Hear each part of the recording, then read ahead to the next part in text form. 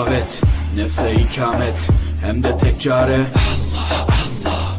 Bu hayat imtihan, şeytandan intikam, sayısız iltifat Allah Allah. Güvendiğin dağlara kar yağar bak ancak Allah asla seni satmaz. Düşünce kalkmalısın, şükürle kalmalısın, desin hep kalp atışın Allah Allah.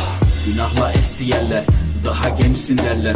Bu hayat basamakları, çürük merdivenler. Senden bir istirham, devamlı istiğfar, gereken irtibat Allah Allah. İşimde Allah, dilimde Allah, zikrimde Allah, fikrimde Allah, aklımda Allah, aşkımda Allah, aslımda Allah, kanımda Allah. Hasbi Rabbi Cellallah.